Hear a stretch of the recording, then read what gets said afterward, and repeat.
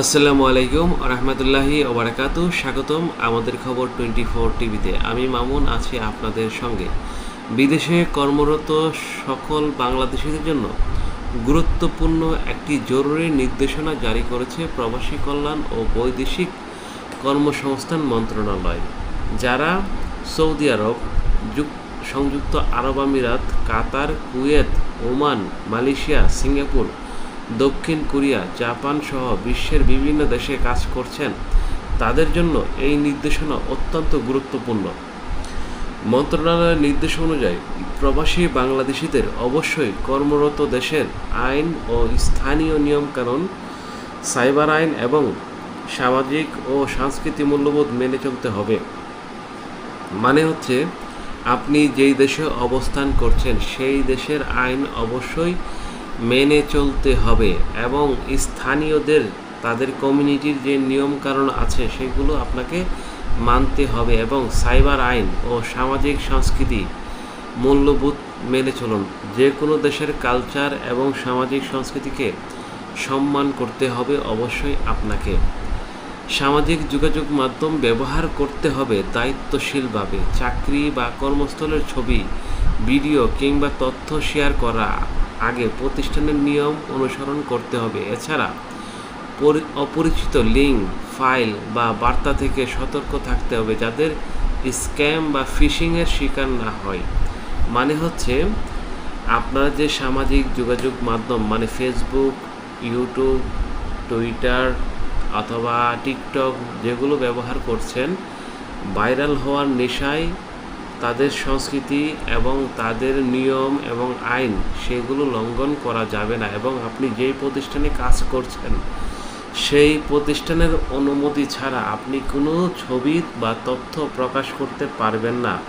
প্রিয় দর্শক, এই বিষয়ে কিন্তু সকল প্রবাসী বাংলাদেশি ভাইকে অবশ্যই সতর্ক থাকতে হবে, আপনি যেই দেশেই অবস্থান করেন না কেন।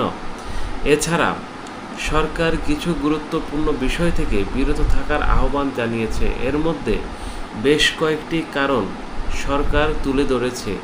এর মধ্যে 1 নম্বর কারণ হচ্ছে সন্ত্রাসবাদ, উগ্রবাদ বা নিষিদ্ধ সংগঠন সম্পর্কিত কোনো পোস্ট, লাইক, কমেন্ট, শেয়ার করবেন না।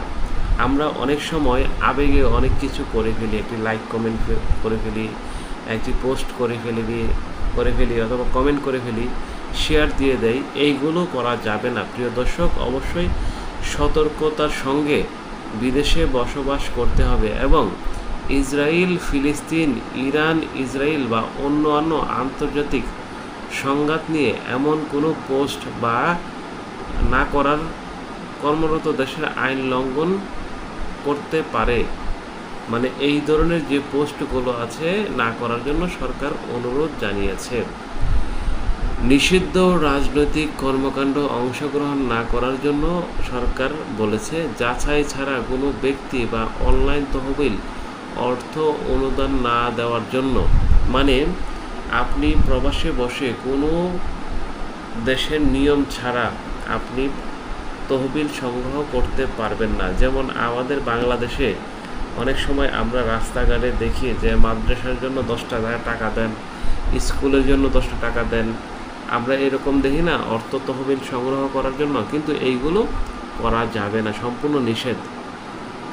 এবং নিজের পাসপোর্ট, ভিসা, জাতীয় পরিচয়পত্র, ব্যাংকের তথ্য বা অন্যান্য ব্যক্তিগত তথ্য সামাজিক যোগাযোগ মাধ্যমে প্রকাশ না করার জন্য আহ্বান জানানো হয়েছে। ধর্মীয়, জাতিগত বা বর্ণ বিদ্বেষমূলক মন্তব্য বা বিতর্ককে জড়িয়ে না পড়ার জন্য আহ্বান জানিয়েছে। মানে আপনি কোনো ধর্মকে ছোট করবেন না, কোনো ধর্মকে অপমানজনক ভাষায় কথা বলা যাবে না। তাদের সবাইকে সম্মানের চোখে দেখতে হবে অবশ্যই।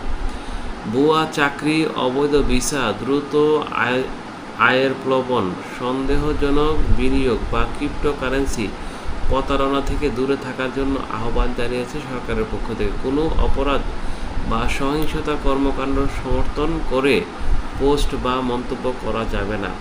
আপনি যেখানে আছেন, যে দেশে আছেন, কিন্তু কোনো অপরাধকে আপনি সমর্থন জানিয়ে ফেসবুকে বা কোনো অন্য প্ল্যাটফর্মে পোস্ট না করার জন্য আপনাকে আহ্বান জানিয়েছে বাংলাদেশ সরকার।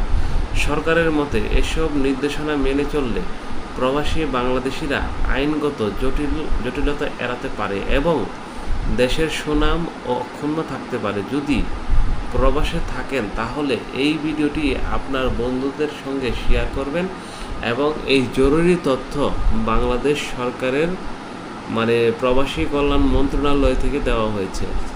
প্রিয় দর্শক, এইগুলো অবশ্যই মেনে চলতে হবে।